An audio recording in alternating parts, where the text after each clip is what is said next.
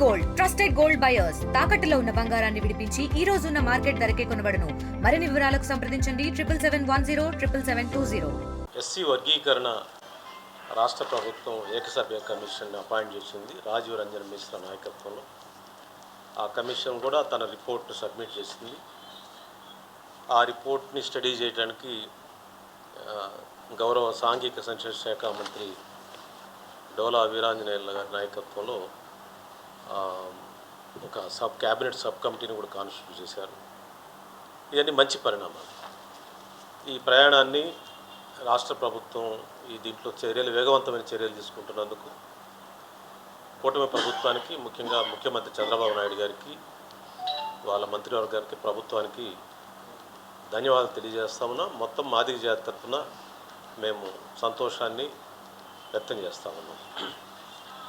అయితే కొందరు రాజకీయ నాయకులు లేకపోతే పొలిటికల్ కార్యకర్తలు వస్తున్న సమాచారం, బయటకు వస్తున్న సమాచారం, కొన్ని పత్రికల్లో వస్తున్న సమాచారాన్ని క్రోడీకరించినట్టయితే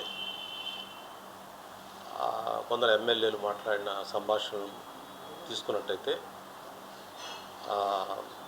జిల్లాని ప్రాతిపదికగా కూడా తీసుకోవాలని ఒక ఆలోచన వ్యక్తం అవుతుంది.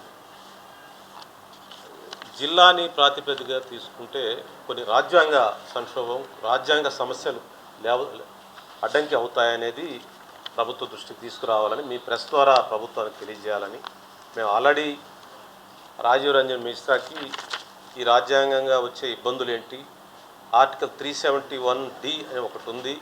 ఆ 371Dలో ఈ ఎంప్లాయ్మెంటు, ఎడ్యుకేషన్ ఇన్స్టిట్యూషన్లో ఎలా అడ్మిషన్స్ చేస్తారు, ఏ విధంగా చేయాలనేది ఒక పార్లమెంటు చట్టం, మన స్టేట్ అసెంబ్లీ చట్టాలు ఇవన్నీ ఉన్నాయి. వీటికి విరుద్ధంగా దానికి విరుద్ధంగా కాంట్రరీగా చేస్తే ఎలాంటి రాజ్యాంగ సమస్యలు వస్తాయో కూడా రాజీవ్ రంజన్ మిశ్రాకి నేను నా మిత్రుల ద్వారా కలిసి మేము ఎక్స్ప్లెయిన్ చేసాం. వారు సానుకూలంగా అర్థం చేసుకున్నారు, మాతో చెప్పారు ఇది కష్టమే, ఇది ఆ విధంగా చేయడానికి వీల్లేదని చెప్పారు. మరి అది ఎలా లీక్ అవుతుందో, ఎలా బయటకు వస్తుందో కొందరు ప్రజాప్రతినిధుల ద్వారా జిల్లాల ప్రాతిపదికగా జరుగుతుందనేది వస్తాం. కానీ ఆ జిల్లా ప్రాతిపదిక చేయటం అనేది ఆర్టికల్ 371Dకి విరుద్ధము. దీనిలో స్పెసిఫిక్గా ఆర్టికల్ 371Dలో special provisions with respect to the state of Andhra Pradesh and Telangana in the matters of public employment and matters of education అని ఒక చట్టాన్ని చేశారు, పార్లమెంట్ చేసింది. దాని అనుబంధంగా ప్రెసిడెన్షియల్ ఆర్డర్ ఇచ్చారు. దాని అనుబంధంగా రాష్ట్ర అసెంబ్లీలో చట్టాలు చేశారు. దాని అనుబంధంగానే ఇప్పుడు AP public employment recruitment act 1975 వచ్చింది. దాని అనుబంధంగానే AP education institutions 1974 admissions, medical, engineering, university admission జరుగుతాయి. ఇంత ప్రాసెస్ ఉంటే జిల్లా ప్రాతిపదికగా ఒకవేళ అది ఇంకా బయటికి అఫీషియల్గా రాలేదు, ఒకవేళ అలాంటి ఆలోచన చేస్తే మళ్ళీ న్యాయ సమస్యలు వచ్చే అవకాశం ఉంది. ఇది క్యాబినెట్ సబ్ కమిటీ క్షుణ్ణంగా లీగల్ ఒపీనియన్ తీసుకొని ముందుకెళ్ళాలని మీ ద్వారా విజ్ఞప్తి చేస్తాను.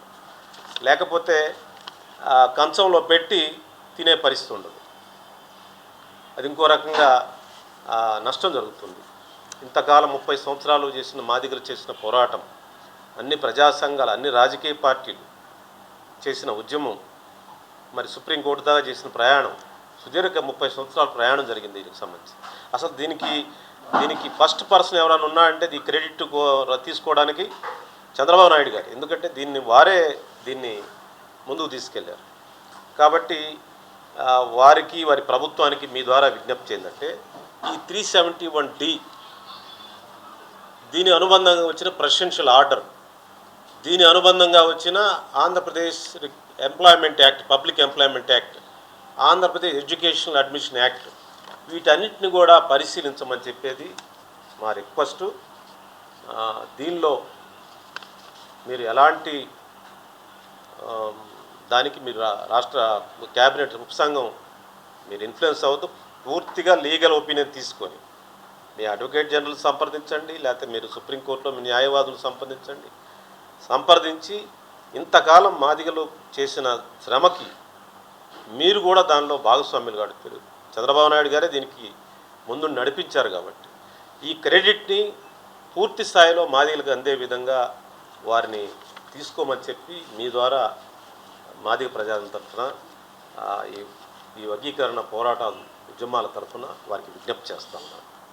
ఎందుకంటే తెలంగాణ గవర్నమెంట్ కూడా దీని మీద రేపు అసెంబ్లీలో చట్టం చేయబోతా ఉంది. 17వ తారీఖు చేస్తున్నాం. ఈరోజే వాళ్ళ షెడ్యూల్ ఇష్యూ చేశారు. మరి ఆ చట్టం వాళ్ళ పరిస్థితి చూస్తామంటే వాళ్ళైతే మేము స్టేట్ యూనిట్గా చేసుకుని ఎగ్జిస్టింగ్ అడ్మిషన్స్ ఎగ్జిస్టింగ్ రిక్రూట్మెంట్ ఎలా జరుగుతుందో దాని ప్రకారమే జిల్లా లెవెల్ పోస్టులు జిల్లా లెవెల్లో, జోనల్ లెవెల్ పోస్ట్ జోనల్లో, స్టేట్ లెవెల్ పోస్ట్ స్టేట్ లెవెల్లో, యూనివర్సిటీ లెవెల్లో యూనివర్సిటీలు ఎగ్జిస్టింగ్ రూల్ ప్రకారమే చేస్తున్నామని తెలంగాణ ప్రభుత్వం స్పష్టంగా తెలియజేసింది. కనీసం ఆ ప్రాతిపదికను తీసుకొని, ఎందుకంటే అలా తీసుకోకపోతే మళ్ళీ పార్లమెంట్కి వెళ్తుంది, మళ్ళీ చట్టం చేయాలి, మళ్ళీ కొత్త సమస్యలు వస్తాయి. కాబట్టి existing employment rules, existing education admission రూల్స్ని ప్రాతిపదికన తీసుకుని ఆ చట్టాల ప్రాతిపదికన తీసుకొని 371Dని ప్రెసిడెన్షియల్ ఆర్డర్ని దృష్టిలో పెట్టుకొని వర్గీకరణ చట్టాన్ని ఫైనలైజ్ చేసే విధంగా ఆంధ్రప్రదేశ్ ప్రభుత్వం కూడా ముందుకెళ్ళాలి. క్యాబినెట్ సబ్ కమిటీ దీని మీద దృష్టి సారించమని మీ ద్వారా విజ్ఞప్తి చేస్తూ ఉన్నాం. ఈ సందర్భంగా ప్రజల్లో వస్తున్న అపోహల్ని కొంత సోషల్ మీడియాలో కూడా ప్రచారం జరుగుతుంది. జిల్లా యూనిట్గా తీసుకోబోతున్నారని చెప్తా ఉన్నారు. అది చాలా తప్పు. అది రాజ్యాంగ విరుద్ధం. అది రాజ్యాంగానికి 371Dకి విరుద్ధం. మళ్ళీ రేపు అది కోర్టులో పడుతుంది. ఎవరన్నా అలాంటి ఈ ప్రోబ్ చేయాలని చూస్తే ప్రభుత్వం వినొద్దు. ప్రభుత్వం స్ట్రిక్ట్గా ఎగ్జిస్టింగ్ రూల్స్కి ప్రస్తుత ఏ రూల్స్ అయితే ఉన్నాయో ఆ రూల్స్ ప్రకారం ముందుకు వెళ్ళమని చెప్పి ప్రభుత్వాన్ని విజ్ఞప్తి చేస్తాం. కొంతమంది జిల్లాల యూనిట్గా చేస్తే పర్వాలేదని లూజ్గా మాట్లాడుతూ ఉన్నారు. లూజ్గా మాట్లాడితే ఏమవుతుంది? కంచంలో పెట్టి తినడానికి వీలుండదు. అలాంటి అంటే ఇచ్చి ఫలితం రాదు. వర్గీకరణ ఫలితం రాకపోతే ప్రభుత్వానికి కూడా చెడ్డ పేరు కదా. అందువల్ల కొంతమంది ప్రభుత్వాన్ని తప్పుదోవ పట్టించే విధంగా సోషల్ మీడియాలో డిస్ట్రిక్ట్ యూనిట్ అని చెప్పి చెప్తా ఉన్నారు. నిర్ద్వంద్వంగా ఖండించండి. ప్రభుత్వం మీరు న్యాయపరమైన సలహాలు తీసుకోండి. ఇప్పుడున్న ప్రస్తుతం పబ్లిక్ ఎంప్లాయ్మెంట్ చట్టం 74 ఏం చెప్తుందో, ప్రెసిడెన్షియల్ ఆర్డర్ ఏం చెప్తుందో, 371D ఏం చెప్తుందో దాని ప్రకారమే ముందుకు వెళ్ళమని చెప్పి సవినయంగా ప్రభుత్వాన్ని విజ్ఞప్తి చేస్తూ ఉన్నాము. విద్యారంగంలో కూడా ప్రస్తుతం ఏ అడ్మిషన్ రూల్స్ ఉన్నాయో, ఏది 371Dలో అడ్మిట్ అయిందో 371Dలో క్లియర్గా ఉందన్నమాట. Special provisions with respect to state of Andhra Pradesh Telangana for the purpose of matter of public employment and public matter of education అని ఒక ప్రొవిజన్ 371D. అందువల్ల వీటికి విరుద్ధంగా చేసే పరిస్థితిని తిరస్కరించండి. ప్రభుత్వం గట్టిగా నిలబడమని చెప్పి కొంతమంది ఏం పర్వాలేదు డిస్టిక్ అంటే చేయొచ్చు అని చెప్పి కొంత లూజ్గా మాట్లాడుతున్నారు. వాళ్ళని నిర్ద్వందంగా ఖండించమని చెప్పి ప్రభుత్వాన్ని విజ్ఞప్తి చేస్తాను. ఎగ్జిస్టింగ్ రూల్సే ఫాలో అవ్వమని చెప్పి నేను ప్రభుత్వాన్ని విజ్ఞప్తి చేస్తాను. ఇదే సందర్భంగా అసలు వర్గీకరణకి ఒక మూలరాయి లేకపోతే ఒక దానికి ప్రాణం దానికి ఏదైనా పొలిటికల్గా క్లెయిమ్ చేసుకునే అవకాశం ఉంటే చంద్రబాబు నాయుడు గారు మొదటి వ్యక్తి. బీజేపీ ఉంది దాంట్లో, మన పవన్ కళ్యాణ్ గారు ఉన్నారు, కూటమి ప్రభుత్వమే దానికి ఉంది.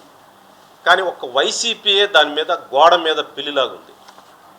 దుర్మార్గంగా వైసీపీ వర్గీకరణ విషయంలో, వర్గీకరణే కాదు కేంద్రంలో ఏమి రాష్ట్రానికి సంబంధించిన ఏ విషయం వచ్చినా బీజేపీ, అక్కడ కేంద్రంలో అయితే బీజేపీకి అనుకూలంగా, రాష్ట్రంలో అయితే రాష్ట్ర ప్రభుత్వానికి వ్యతిరేకంగా పనిచేస్తూ ఏ దేంట్లో కూడా స్పష్టమైన స్టాండ్ తీసుకోలేదు. నేను వైసీపీ అనేది ఒక రాజకీయ పార్టీ అయితే, దానికి రాజకీయ లక్షణాలు ఉంటే, దానికి రాజకీయ వ్యవస్థకు సంబంధించిన మూలాలు ఉంటే ఆ పార్టీకి అధికారం రావచ్చు పోవచ్చు. వర్గీకరణ విషయంలో మీ స్టాండ్ ఏంటి చెప్పమనండి. వైసీపీ వాళ్ళ దమ్ముంటే నేను నా మీద మాట్లాడాడు కదా మన కనకారావు, పాప మాట్లాడితే మాట్లాడాడు. ఆయనకన్నా పదవి వస్తే పర్వాలేదు, నా సంతోషిస్తాను. కనీసం ఆయన స్పష్టంగా ఆయన వేదిక మీద నన్ను తిట్టడానికైతే ముందుకు వచ్చాడు కదా, అతను పంపించాడు కదా సకల శాఖ, అదేవిధంగా ఆంధ్ర శశికళ ఏదో పదవి ఇస్తాడని ఆశపడి అతను తాగుబోతోడు తిట్టినట్టుగా నన్ను తిట్టాడు, అసభ్యంగా తిట్టాడు. తిట్టాడు, నేను భరిస్తాను నీకోసం, ఎందుకంటే నువ్వు చాటి కులపోడి ఒక నీకు పదవి వస్తే నేను సంతోషిస్తా. నీకన్నా పదవి ఇవ్వమను. వర్గీకరణ గురించి నువ్వు మాట్లాడు దమ్ముంటే. నువ్వేదో ఎంఆర్పిఎస్ నాయకుడు అంటున్నావు కదా, నీకు నిజంగా చీము నెత్తులు ఉంటే, నీకు నిజంగా మాదిగల పట్ల ప్రేమ ఉంటే నువ్వు నీ పార్టీని ఒప్పించి నువ్వు మాట్లాడు. లేకపోతే మీ నాయకులంతా, పార్టీలో ఉన్న మాదిగ నాయకులంతా, వైసీపీలో ఉన్న మాదిగ నాయకులు ప్రెస్ మీట్ పెట్టండి చూద్దాం, ఎవరికి జగన్ ఒప్పించండి చూద్దాం. నేను శభాష్ అంట పత్రికాముఖంగా. మీ పార్టీ దళిత వ్యతిరేక పార్టీ, మీ పార్టీ దళిత క్షేమానికి వ్యతిరేకము. అన్ని గోడ మీద పిల్లి దళితుల్ని బజారు పాలు చేశారు, దళిత సంక్షేమాన్ని గాలికి వదిలారు, విద్యా వ్యవస్థను గాలికి వదిలారు, ఎస్సీ కార్పొరేషన్ని గాలికి వదిలారు, నిర్వీర్యం చేశారు, మొత్తం ఎస్సీల భవిష్యత్తును నిర్వీర్యం చేశారు. మీకు దమ్ముంటే, మీకు నిజంగా దళితుల పట్ల ప్రేమ ఉంటే, ముఖ్యంగా కనకారావుకి మాదిగల పట్ల మాదిగల చీము నెత్తులు అతనిలో ఉంటే వర్గీకరణ మేము మాట్లాడడం, నన్ను తిట్టడానికి ముందుకు వస్తావేంటాయి బాబు. ఏమని చెప్పి ఆ శశికళను పదవి ఏమని నీకేమో చూద్దాం, నీకు ఇన్ఛార్జ్ చేయమని చెప్పు సంతనతల పాటు దమ్ముంటే. అందువల్ల ఒక్క వైసీపీ పార్టీ తప్పితే రాష్ట్రంలో బీజేపీ అంటే మోడీ గారి నాయకత్వంలో కేంద్రం, బీజేపీ జాతీయ పార్టీ, మన పవన్ కళ్యాణ్ గారు, చంద్రబాబు గారు అయితే దీనికి ఆద్యుడైన వారందరికీ విజ్ఞప్తి చేస్తా ఉన్నాను.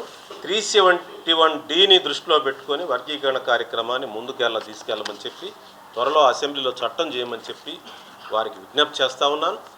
ఇలాంటి జిల్లా యూనిట్ అని చెప్పే వాళ్ళ నోరు కట్టివేయాలని చెప్పి కూడా క్యాబినెట్ ఉపసంఘానికి నేను విజ్ఞప్తి చేస్తా ఉన్నాను. అది చట్టపరమైన సమస్యలు వస్తాయి, న్యాయపరమైన సమస్యలు వస్తాయి. వైసీపీ పార్టీ రాజకీయంగా దివాళాకోరు పార్టీ, ఒక స్టాండ్ లేని పార్టీ, ఒక రాజకీయ అంశం పట్ల నిజాయితీగా మాట్లాడలేని పార్టీ. మీకు దమ్ముంటే వర్గీకరణ మీద కనకారావు కానీ ఇతర మాదిగ నాయకులు కానీ మాట్లాడమని చెప్పి నేను విజ్ఞప్తి చేస్తాను.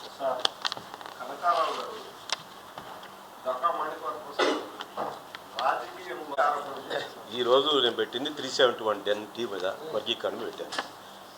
నేను మాట్లాడా కదా, నేను ఒక మాదిగ నాయకుడిగా నేను మాట్లాడాను. నువ్వు కూడా మాదిగ నాయకుడు అయితే వర్గీకరణ మేము మాట్లాడు నీ పార్టీ ప్లాట్ఫామ్ మీద. నన్ను తిడితే తిట్టావు, నాకేం భవిష్యత్తు కావాలా కనకారావు? నువ్వు పిచ్చోళ్ళగా ఉన్నావు. నేను ఉమ్మడి రాష్ట్రాన్ని మంత్రిగా చేశా, ఉమ్మడి రాష్ట్రాన్ని వేయలే నేను. మొత్తం రాష్ట్రంలో అసలు నేను చేయని పని నీకే సేవ చేశాను. నేను ఈ రాష్ట్రంలో ఎవరికైనా ఉపయోగపడ్డానంటే నీకే ఉపయోగపడ్డా. నువ్వు చీటింగ్ కేసులు ఇరుక్కుంటే నేను బయటేసా. నువ్వు హాస్పిటల్లో బైపాస్ సర్జరీ అయితే నేను నిన్ను ఆదుకున్నా. నువ్వు మాట్లాడతావేంది? నువ్వు ఆ శశికళ చెప్తే మాత్రం అంత దుర్మార్గంగా మాట్లాడతావా? నువ్వు వ్యక్తిగతంగా మాట్లాడతావా? శశికళ చెప్తే నేను ఎవరికన్నా ఈ రాష్ట్రంలో మేలు చేశానంటే ఆ మేలు నీకే చేశాను నేను. ఎందుకంటే నువ్వు బైపాస్ అయ్యి నీ దగ్గర పైసా డబ్బులు లేకపోతే నేను ఆదుకొని నేను హాస్పిటళ్ళతో మాట్లాడి నీకు ఆపరేషన్ చేయించాను. నువ్వు చీటింగ్ కేసులు ఇరుక్కుంటే మీ గ్రామస్తులు అంతా నీ మీద రిపోర్ట్ ఇస్తే నీ చుట్టుపక్కలంతా పోలీసులు పెట్టి ఎంక్వైరీ చేస్తే నేను పోలీసులతో మాట్లాడి ఆ డిఎస్పీని పిలిపించుకొని మాట్లాడి నీకు సహాయం చేశాను. నువ్వు ఆ విషయం కక్కేది నా మీద ఉండాలి. దమ్ము ఉంటే నీకు వర్గీకరణ మేము మాట్లాడు. నీకు నన్ను తిడితే తిట్టావు, సంతోషం, నీకు పదవి రావాలి. నన్ను తిడితే నీకు పదవి వస్తుంటే ఎంతైంది తిట్టు చూద్దాం. నాకు పదవి ఇచ్చేదేందా, నువ్వు ఇచ్చేది ఏంది, ఇంకెవరు ఇచ్చేదేందా? నా కెపాసిటీ ఉంటే నాకు వస్తుంది, లేకపోతే మానుకుంటా, రాజకీయాలు మానుకుంటా. ఏమైతే నాకు అర్థంగా నేను ఏం చేయాలో అది చేసే. నేను 25 సంవత్సరాల నుంచి రాజకీయాల్లో ఉన్నా, మచ్చలేని మనిషిని నేను. కావాలంటే చూసుకున్న జీవితాన్ని, ప్రైవేట్ జీవితాన్ని ఎంక్వైరీ చేసుకో. నువ్వేంత ఆ పిచ్చోడు ఆ శశికళ, అతనికి ఏం పని లేదు ఒకరి మీద ఒకరి విద్వేషాలు రెచ్చగొట్టడం. అతను మాట్లాంటారు మీరు. మాదిగలకు అన్యాయం చేస్తాడు శశికళ దళిత వ్యతిరేకి. గుర్తుపెట్టుకోండి, మీరు పార్టీలో మాట్లాడుకోండి. మీకు దమ్ముంటే నీకు వర్గీకరణ మేము మాట్లాడు చూద్దాం. నీకు సేవ చేస్తే నేను ఏదన్నా మాదిగలకు ఉపయోగపడితే ఫస్ట్ పర్సన్ నువ్వే లెక్కేసుకోవాలి. నేను ఒకటే చెప్తున్నా అండి,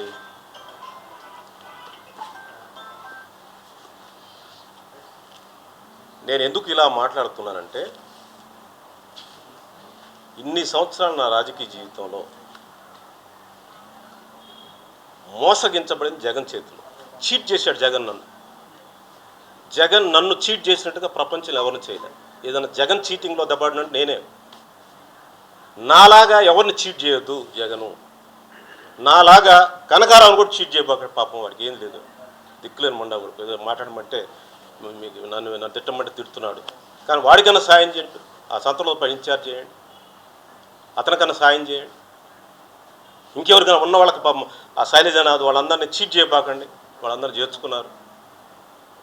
పార్టీలు మారుతున్నారు, మీరు మారేవాళ్ళు మీరు ఎందుకు చేర్చుకుంటున్నారు? మీరు చేర్చుకోబాకండి. ఇప్పుడు ఒక తీర్మానం చేయండి, మీ పార్టీ దమ్ముంటే మీకు నా మీద నన్ను చూసి ఓటేస్తారు, నన్ను చూసి ఓటేస్తారని. నీకు దమ్ముంటే మీ పార్టీ తీర్మానం ఇక్కడ నుంచి ఏ పార్టీ వాళ్ళని చేర్చుకోమని చెప్పండి, మీరు చూద్దాం. మరిన్ని వీడియోస్ కోసం ఛానల్ ని సబ్స్క్రైబ్ చేయండి. లేటెస్ట్ అప్డేట్స్ కోసం వాట్సాప్ ఛానల్ ని ఫాలో అవ్వండి. ఆ లింక్ డిస్క్రిప్షన్ లో ఉంది.